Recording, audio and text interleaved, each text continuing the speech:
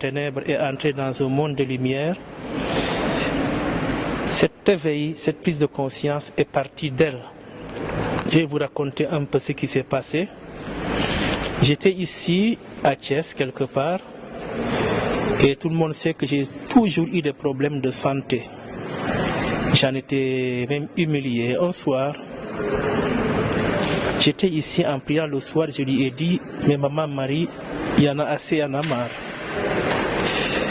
Je suis assez vexé et humilié par cette situation, il est tout le temps malade, donc on pense même que je ne veux pas faire mon travail. Mais bref, s'il faut que je parte rejoindre le ciel, que je parte et que les miens vivent moins de vexation et d'humiliation à cause de moi.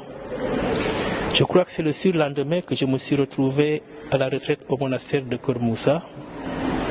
Et heureusement qu'on m'avait logé à l'hôtellerie et j'étais seul ce jour-là. En prière, j'ai refait la même prière. Et je ne dormais pas, ce n'est pas un songe que je vous raconte là. J'étais couché sur le dos avec mon chapelet. Et je lui ai dit, je veux vraiment que tu me répondes. Cette nuit même, j'ai eu la réponse. Elle m'a pris par la nuque, elle m'a amené comme devant un lavabo. Et elle a sorti plein d'immondices de moi. Et quand je me suis réveillé en sursaut, depuis ce jour jusqu'au moment où je te parle, je me sens léger quant à mes problèmes de santé. Pendant ce même séjour au monastère, j'ai fait une prière d'action de grâce et je lui ai dit, donne-moi maintenant de te voir. Parce que quand je te prie, me voici, mais il y a comme un rideau entre toi et moi. Je veux que tu déchires ce rideau. Encore une fois, je ne dormais pas, je ne rêve pas. J'ai vu comme un ciseau mes deux doigts qui ont déchiré le rideau, qui ont écarté, et j'ai vu ce que j'ai vu. Toujours est-il que je me suis retrouvé dehors en courant. Heureusement que j'ai dit que j'étais seul à l'hôtellerie du monastère. C'est quelque temps après que ce ministère s'est déclaré en moi. C'est parti d'un prêtre qui fut mon ancien curé, l'abbé Albersen, lorsqu'on était à Marilène, qui m'a dit un jour, il y a des choses qui se disent. Il semble que quand quelqu'un souffre, tu le touches, il guérit. Bon, je n'ai pas pris ça au sérieux, on était à la confession. Un autre jour, je me rappelle, c'était les 24 heures avec Jésus. Rebolote, il m'a redit la même chose.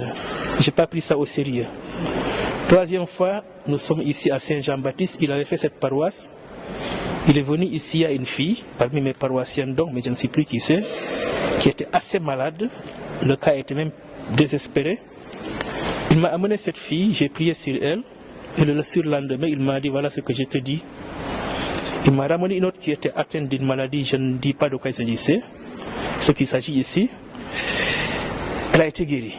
Et petit à petit, il m'a dit, tu vois ce que je t'ai dit, lance-toi. Et j'ai commencé ainsi à faire ce travail. L'évêque était averti, mais je n'étais pas encore nommé exorciste. Et la foule a grandi, finalement l'évêque a nommé.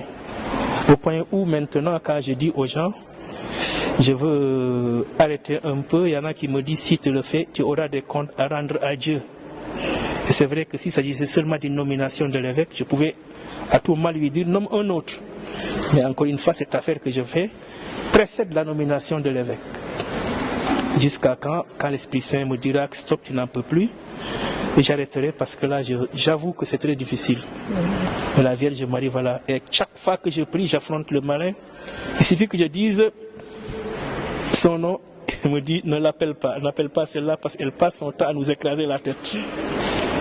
Chaque fois, ce qu'il me dit, et chaque fois que j'impose les mains, je dis toujours, les pieds de la Vierge Marie sont sous mes mains. Et là, je sais qu'elle fait son travail, hein. Je puis vous le dire. Gloire à Dieu. Alors, Abbé